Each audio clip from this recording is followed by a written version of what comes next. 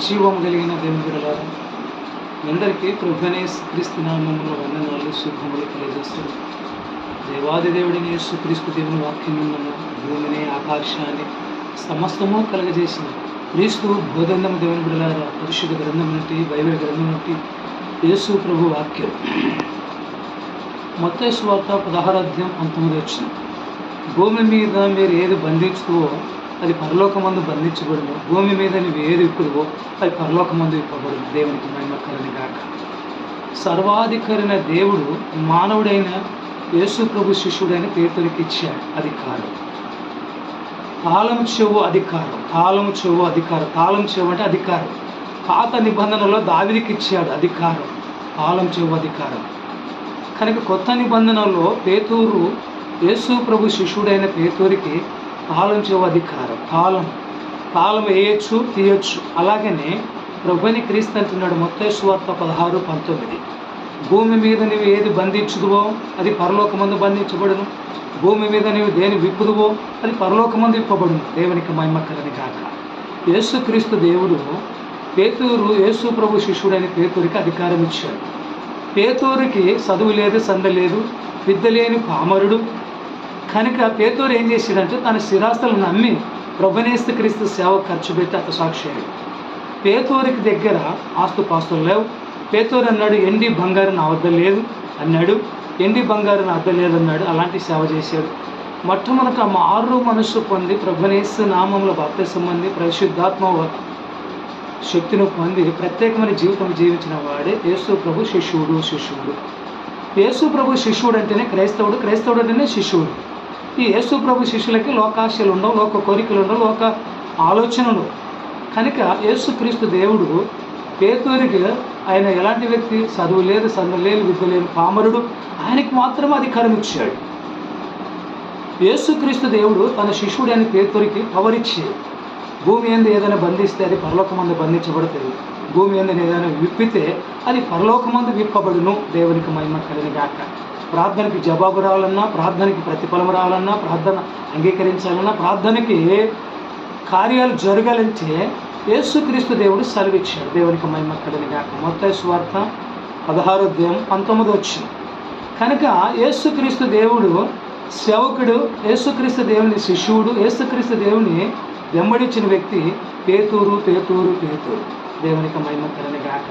పేతురు లాంటి జీవితము, పేతురు లాంటి బ్రతుకు, పేతురు లాంటి సాక్ష్యం కలిగి ఉండాలి. భూమి మీద సేవ చేసే నాతోటి జరుపుని వారు రెవరెండు, బిషప్, డాక్టరు, యాక్టరు, ప్రవక్త, ఏమేమో తిక్క పేర్లు పెట్టుకుంటున్నారండి.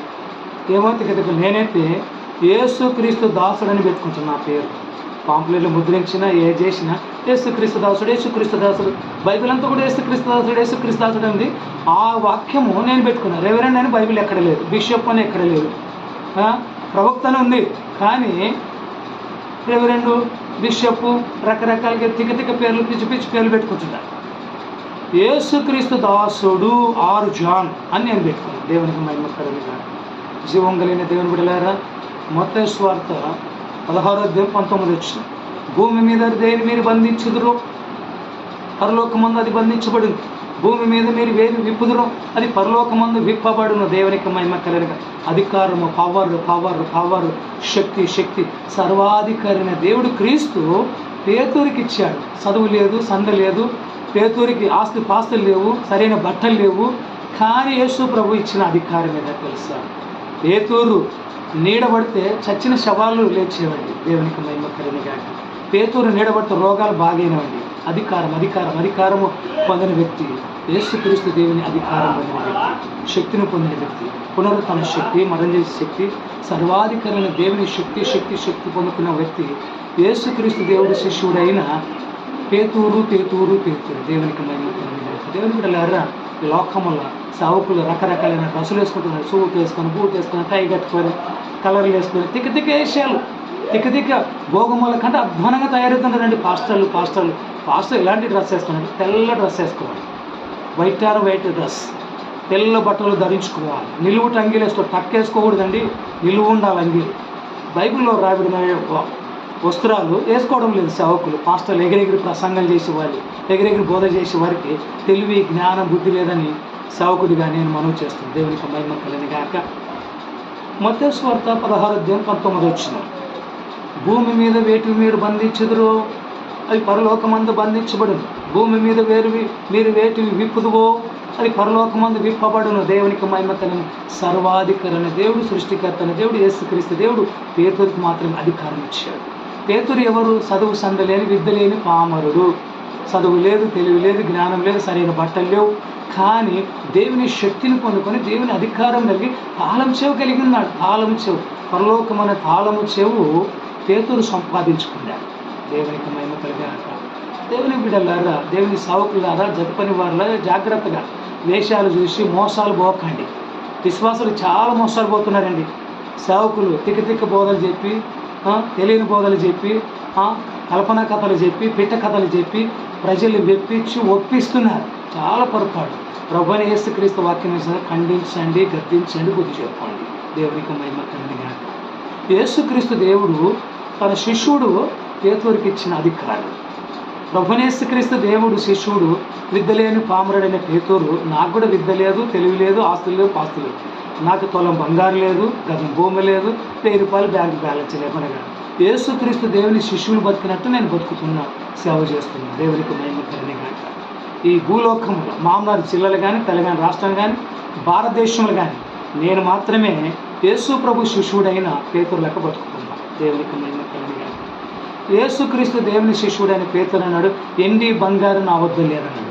నా దగ్గర ఆస్తి పాస్తులు లేవు, ఇల్లు వాకిలు లేవు, నా దగ్గర కారు బైకులు లేవు, నా దగ్గర ఏమీ లేవు. నేను బ్యాలెన్స్ యేసుక్రీస్తు దేవుని శక్తిని కలిగి, యేసుక్రీస్తు దేవుని పాదాలు కలిగి ప్రభువైన యేసుక్రీస్తు పరిచర్య చేస్తుంది. దేవునికి మహిమ కలిగాక.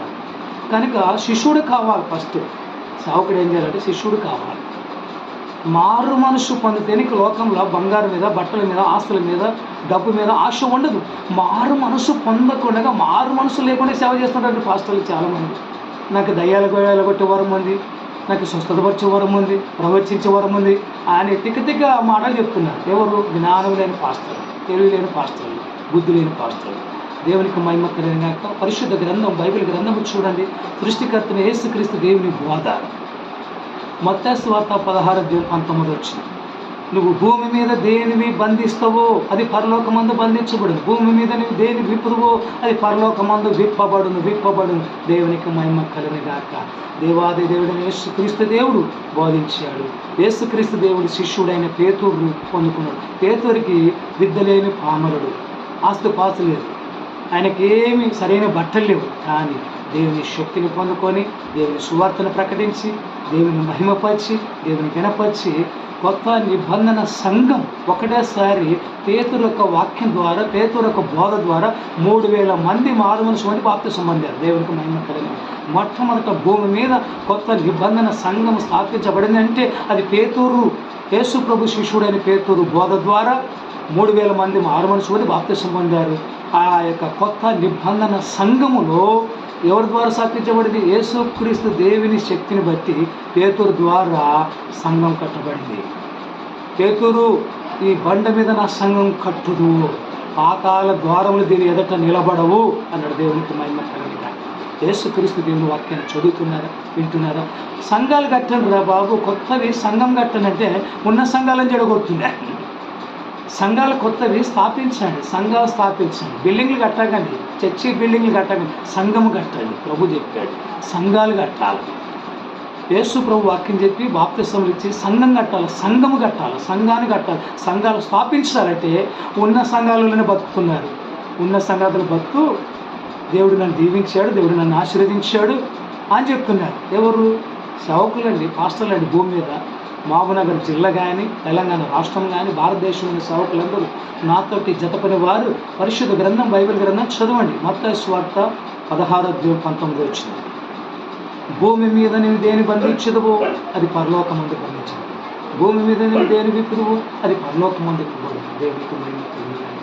సేవకులారా, విశ్వాసులారా, క్రైస్తవులారా, స్త్రీలారా, పురుషులారా, బతుకున్న మనుషులారా, జాగ్రత్త. యేసుక్రీస్తు దేవుని వాక్యం వినండి, యేసుక్రీస్తు దేవుని బోధ విని మారు మనసు పొందండి. ప్రభువైన యేసుక్రీస్తు దేవుడు త్వరగా రాని అంటున్నాడు. నువ్వు నేను ఎప్పుడు పోతున్నా తెలియదు. మత్తయి సువార్త 16:19. దేవుని వాక్యాన్ని ముగిస్తుంటున్నాను. వాక్యం వింటున్న దేవుని బిడ్డలారా, మీ అందరికీ కూడా ప్రభువైన యేసుక్రీస్తు నామములో వందనాలు వందనాలు.